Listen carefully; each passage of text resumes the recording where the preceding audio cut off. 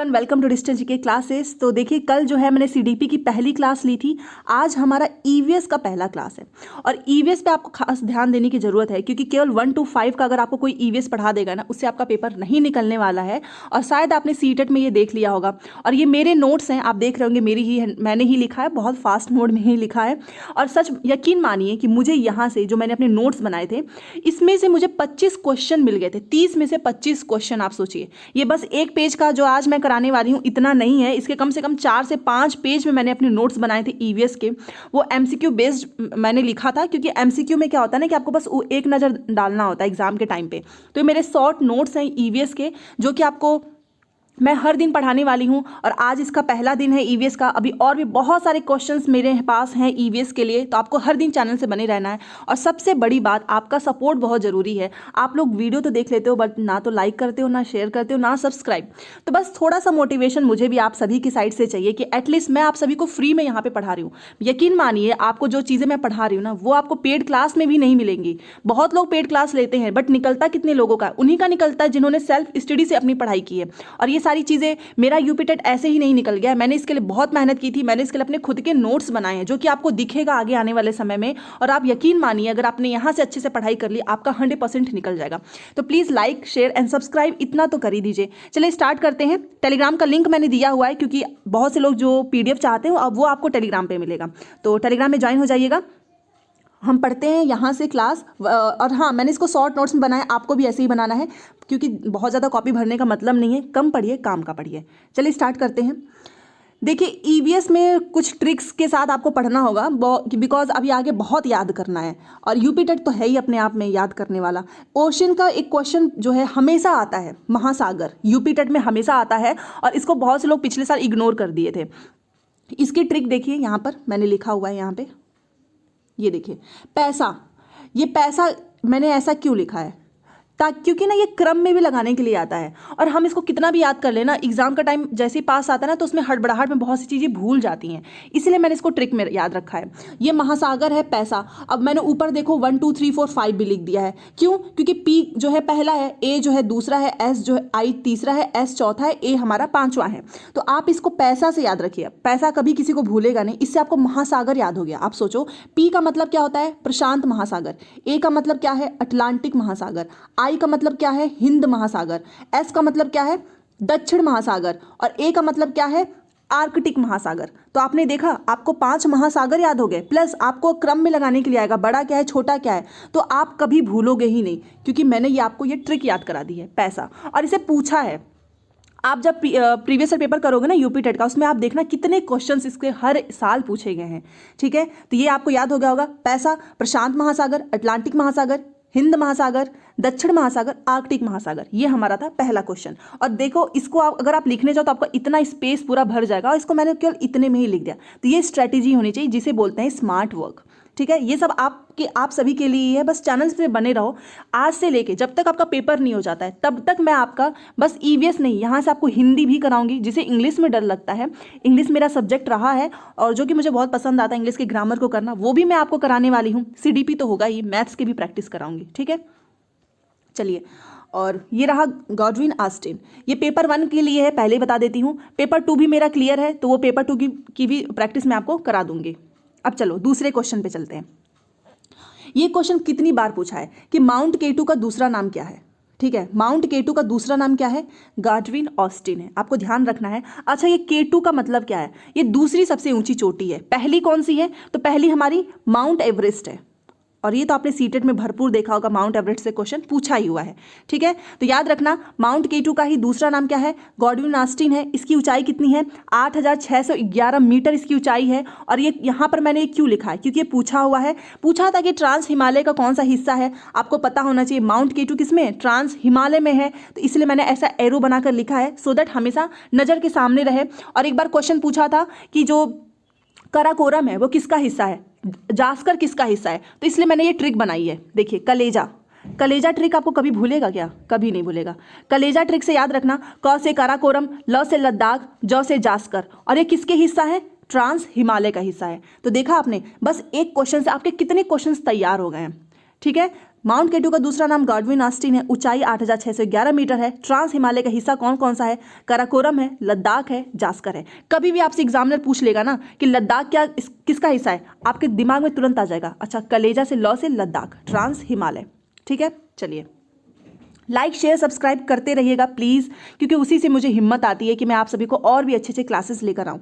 सब कुछ फ्री में है, 1 रुपये भी देने की जरूरत नहीं है आपको कहीं पर भी। अब ये देखो अनाईमुड़ी, इससे क्वेश्चन पूछता है कि दक्षिण भारत की सबसे ऊंची चोटी क्या है। अब देख लो, बहुत से लोग है ना अनाईमुड़ी भी पहली बार सुन रहे होते हैं, क्यों? क्योंकि उन्होंने एसएसटी नहीं पढ़ा होता है। तो आपको याद रखना है दक्षिण भारत की सबसे ऊंची चोटी क्या है, तो वो है अनाईमुड़ी। बहुत बार पूछा है, जो भी 4 से 5 पेज में मैं आपको ईवीएस कराने वाली हूँ फालतू का कुछ भी नहीं है, सब एग्जाम में पूछा हुआ है और जहां से मुझे बहुत हेल्प हुई थी।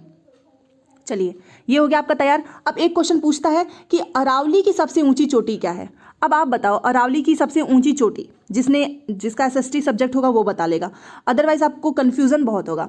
तो अरावली की सबसे ऊंची चोटी है गुरु शिखर, ठीक है, जिसे क्या बोलते हैं माउंट आबू। और माउंट आबू कहां पर है? ये राजस्थान में है। क्वेश्चन एक है, बट आप देख रहे हो एक क्वेश्चन से आपके 3 क्वेश्चन मैंने तैयार करा दिया कि अरावली की सबसे ऊंची चोटी गुरु शिखर है, जो कि जिसे माउंट आबू कहते हैं, और माउंट आबू कहां पर है? राजस्थान में है। तो आपको पता होना चाहिए, ये क्वेश्चन पूछा था, माउंट आबू कहां पर है? राजस्थान में है। चलिए अब ईवीएस का मतलब होता है ना, बहुत से लोगों को लगता है कि बस पर्यावरण घास फूस यही पढ़ना होता है, बिल्कुल भी नहीं। इसमें आपके साइंस भी आते हैं, इसमें आपका पॉलिटी आएगा, ज्योग्राफी आएगा, सब कुछ आएगा। अब देखो यहां से आपका साइंस का क्वेश्चन स्टार्ट।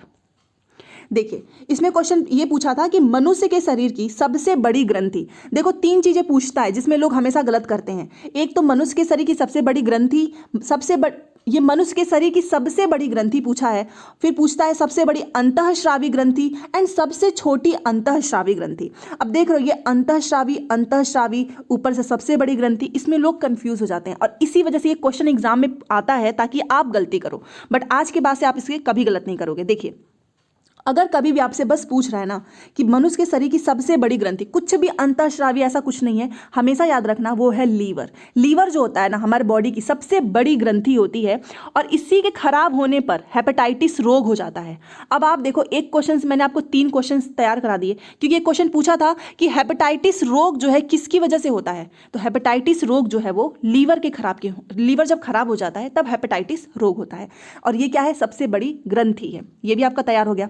चलो अब इसमें कंफ्यूजन नहीं होगा। सबसे बड़ी अंतःस्रावी, जब भी अंतः लग जाएगा ना अंतःस्रावी, तो वो हमेशा याद रखना वो थायराइड होता है। अगर केवल सबसे बड़ी ग्रंथि पूछेगा तो लीवर होगा, अगर अंतःस्रावी लगाकर पूछेगा कि सबसे बड़ी अंतःस्रावी ग्रंथि, तो वो हो जाएगा हमारा थायराइड। ठीक है, आपको इसको ध्यान रखना है। तो थायराइड हमारी सबसे बड़ी अंतःस्रावी ग्रंथि है। और यहां से देखो 3 क्वेश्चन तैयार। क्वेश्चन पूछता है कि आयोडीन की कमी से कौन सा रोग होता है। आप बताइए, आयोडीन की कमी से आपने देखा होगा घेघा जो है, जिसे हम गलकंड बोलते हैं या फिर जिसे हम जॉइटर बोलते हैं, वो रोग होता है। और ये किसकी कमी से? थायराइड की कमी से भी होता है।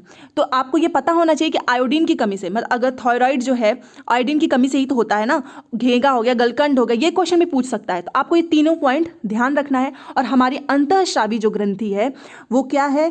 थायराइड है। ठीक है, चलिए अगला क्वेश्चन देखो। अब ये क्वेश्चन आ गया, ये तो सबसे बड़ी था अंतःस्रावी, अब सबसे छोटी भी तो होती है ना अंतःस्रावी ग्रंथि, तो वो है पीयूष ग्रंथि। और पीयूष ग्रंथि को ही हम मास्टर ग्रंथि बोलते हैं। इस पेज में एक एक पॉइंट आपको भूलना नहीं है, क्योंकि यहां से ना क्वेश्चन ये पूछा था पिछली बार कि मास्टर ग्रंथि किसे कहते हैं। बहुत से लोग बस इतना पढ़े थे कि सबसे छोटी होती है पीयूष ग्रंथि, बट लोगों को पता नहीं था कि पीयूष ग्रंथि को ही मास्टर ग्रंथि भी कहते हैं। तो इसलिए आपको ये पूरी लाइन ध्यान रखनी है कि पीयूष ग्रंथि को ही हम सबसे छोटी अंतःस्रावी ग्रंथि कहते हैं और इसे ही मास्टर ग्रंथि भी कहते हैं। ठीक है, चलिए अब अग्नाशय ग्रंथि जो है ना एकमात्र जो है मिश्रित ग्रंथि है, ग्लैंड जिसे बोलते हैं, मिक्स्ड ग्लैंड है। तो अगर कभी भी पूछे कि मिक्स्ड ग्लैंड कौन सा है, तो केवल एक ही है और वो है हमारा अग्नाशय ग्रंथि। तो ये साइंस के क्वेश्चन है, आपको ध्यान रखना है क्योंकि बहुत कंफ्यूज करता है। चलिए अगला क्वेश्चन, इंसुलिन का जो श्रावण है वो कहाँ से होता है। और क्वेश्चन में दिया था ना पीयूष ग्रंथि, अग्नाशय ग्रंथि बहुत सारे ग्रंथि का नाम लिखा था, तो इसलिए इसको आपको गलत नहीं करना है क्योंकि फिर हमें कन्फ्यूज़न होने लगता है। तो इंसुलिन का जो श्रावण है वो कहाँ से होता है? अग्नाशय ग्रंथि से होता है, ठीक है। और ये भी क्वेश्चन ध्यान रखना है कि इंसुलिन की कमी से मधुमेह होता है। मधुमेह जो रोग होता है, डायबिटीज़ जिसे बोलते हैं, शुगर जिसे बोलते हैं, वो किसकी कमी की वजह से होता है? इंसुलिन की कमी से। आपने देखा होगा बहुत से लोगों को इंसुलिन का इंजेक्शन लगता है, क्यों? क्योंकि उनको डायबिटीज़ की वजह से। तो ये क्वेश्चन पूछा था कि मधुमेह जो है किसकी कमी से होता है? तो इंसुलिन का जो श्रावण जो है इसकी कमी से कौन सा रोग होता है? तो वो है मधुमेह रोग, और इसका श्रावण जो है अग्नाशय ग्रंथि से होता है। तो ये क्वेश्चन 8 भी आपका तैयार हो गया। चलिए, पीनियल ग्रंथि। पीनियल ग्रंथि क्या है? इससे हम बोलते हैं बायोलॉजिकल क्लॉक। तो याद रखना है, पीनियल ग्रंथि को बोलते हैं बायोलॉजिकल क्लॉक। इग्लू क्या है? तो इग्लू जो है वो बर्फ के घर होते हैं, और बर्फ, पहली बात तो आपको पता होना चाहिए, इग्लू बर्फ के घर होते हैं। किसके होते हैं ये? तो ये एस्किमो जनजाति के होते हैं जो कि टुंड्रा प्रदेश में पाए जाते हैं। क्वेश्चन 1 है, आंसर 3 है, और इन तीनों से क्वेश्चन पूछा हुआ है, ठीक है। चलिए, पिग्मी जनजाति, तो ये जो है कॉन्गो, अफ्रीका आपको पता होगा पिग्मी जनजाति कहाँ पे पाए जाते हैं? अफ्रीका में। कॉन्गो जिसे हम बोलते हैं, ये पेड़ों पर रहती हैं और सबसे छोटे कद की जनजाति है। पूछा हुआ था सबसे छोटे कद की जनजाति कौन सी होती है? एस्किमो है कि पिग्मी है? तो याद रखना पिग्मी जनजाति है, ठीक है। तो ये क्वेश्चन भी आपका तैयार हो गया, पिग्मी जनजाति। अब ये क्वेश्चन पूछा था बुशमैन जनजाति। बुशमैन जनजाति कहाँ पर पाए जाते हैं? तो वो है बोत्सवाना, जो कि कालाहारी मरुस्थल, इसी का नाम है, बोत्सवाना को ही हम कालाहारी मरुस्थल कहते हैं। तो बुशमैन जनजाति कहाँ पे पाए जाते हैं? बोत्सवाना या कालाहारी मरुस्थल, जो भी दोनों में से दिया रहे, दोनों एक ही है, ठीक है। तो आपको दोनों का नाम ध्यान रखना है। चलिए, भारत का एकमात्र सक्रिय ज्वालामुखी, तो आपको पता होना चाहिए कि हमारे भारत का एकमात्र सक्रिय ज्वालामुखी कौन सा है? बैरन द्वीप, जो कि अंडमान निकोबार द्वीप समूह में है, ठीक है। तो ये नाम भी याद रखना है, कहाँ पर है? तो अंडमान निकोबार में है, और सक्रिय ज्वालामुखी भारत का कौन सा है? बैरन द्वीप। कोटोपैक्स, ये क्वेश्चन देखिए, कोटोपैक्सी ज्वालामुखी ये कहाँ पर है? तो ये पाए जाते हैं इक्वाडोर में। तो कोटोपैक्सी ज्वालामुखी भी आपको नाम याद रखना है, इक्वाडोर। स्ट्राम्बोली किसे कहते हैं? तो स्ट्राम्बोली को क्या कहते हैं? भूमध्य सागर का प्रकाश स्तंभ। हमेशा क्वेश्चन पूछा है, किसी भी एग्जाम में उठाकर देख लो, बस यूपी टेट में नहीं, ये आपको सुपर टेट में भी हेल्प करेगा, क्योंकि आपको पता होना चाहिए कि सुपर टेट में भी ईवीएस आता है और दोनों सेम है, ठीक है। तो जो आप यहाँ पढ़ रहे हो ना फ्री में, वो आपको वहाँ पर भी फायदा करेगा, अपने नोट्स बनाना। तो स्ट्राम्बोली को क्या कहते हैं? भूमध्य सागर का प्रकाश स्तंभ। चलिए, अब ये देखिए, मैंने इतने पेज में ही सब कुछ नोट कर लिया, और यहाँ से इतना क्वेश्चन पूछा है, महाद्वीप की सबसे ऊंची चोटी। और यकीन मानिए, केवल पिछले साल नहीं, उसके पहले भी बहुत बार पूछा है, इसलिए मैंने सब नोट कर लिया। मैंने सोचा क्यों हम इसको छोड़ें। महाद्वीप की सबसे ऊंची चोटी कौन कौन से महाद्वीप की है वो देखिए। सबसे पहला देखो, नॉर्थ अमेरिका की सबसे ऊंची चोटी है माउंट मैकिनले, जिसका ही नाम है डेनाली। तो दोनों नाम याद रखना है, नॉर्थ अमेरिका की सबसे ऊंची चोटी है mount McKinley, Denali. South America की सबसे ऊंची चोटी कौन सी है? तो वो है माउंट एकांगुआ, ठीक है। तो याद रखना, माउंट एकांगुआ जो है वो साउथ अमेरिका की सबसे ऊंची चोटी है। माउंट एवरेस्ट ये किसकी सबसे ऊंची चोटी है? एशिया की है, आपको तो पता ही है। माउंट एल्ब्रूस किसकी सबसे ऊंची चोटी है? तो वो है यूरोप की, ठीक है। माउंट जो एल्ब्रूज है वो किसकी ऊंची चोटी है? यूरोप की है। अफ्रीका की सबसे ऊंची चोटी माउंट किलिमंजारो, और ये इतना फेमस है माउंट किलिमंजारो, इतनी बार पूछा है कहाँ पर पाया जाता है, कहाँ पे है? अफ्रीका में है। अफ्रीका की सबसे ऊंची चोटी है माउंट किलिमंजारो। माउंट किसिएस्को है, हाँ माउंट किसिएस्को है, ये कहाँ का है? ऑस्ट्रेलिया का है, ठीक है, ये भी आपको ध्यान रखना है।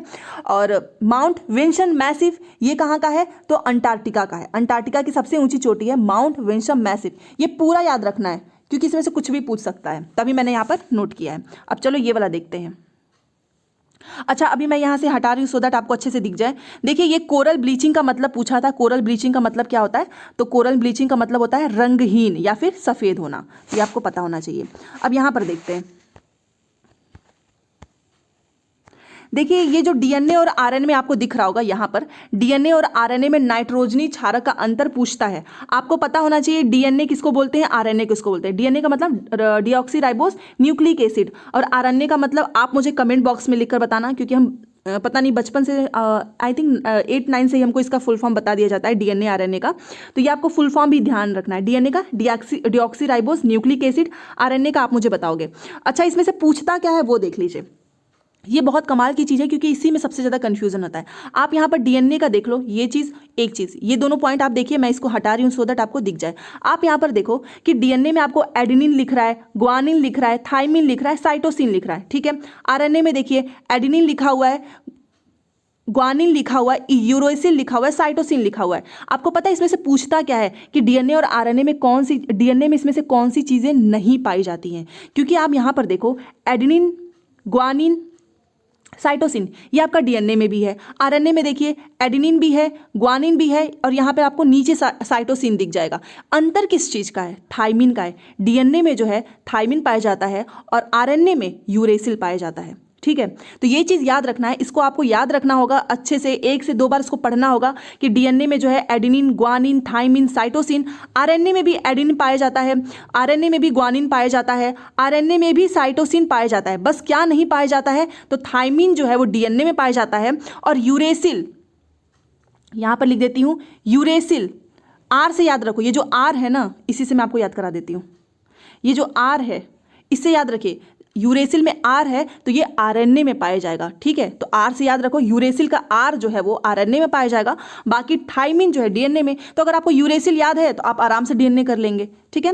तो ये थी आज की क्लास, और इसके अभी बहुत सारे पेजेस हैं जो कि आपको ईवीएस में बहुत हेल्प करेगा। तो चैनल से बने रहो, और जाते जाते लाइक, शेयर, सब्सक्राइब जरूर करना, क्योंकि आप सभी का सपोर्ट होगा तभी जाकर मैं आप सभी के लिए ये सारी मेहनत कर पाऊंगी। अदरवाइज मेरा भी मोटिवेशन डाउन हो जाता है जब आप लोग वीडियो को लाइक नहीं करते हो, ना ही सब्सक्राइब करते हो, ठीक है। तो चलिए, अभी शाम को भी क्लास आने वाली है, सीडीपी की, हिंदी की भी क्लास आने वाली है। आज से आपकी बहुत अच्छे से मेहनत आपको करनी है, और आप सभी से ज़्यादा मेहनत मुझे करनी है कि आप सभी के लिए अच्छा अच्छा कंटेंट लेकर आऊँ, ठीक है। तो चलो मिलते हैं नेक्स्ट क्लास में। Thanks for watching.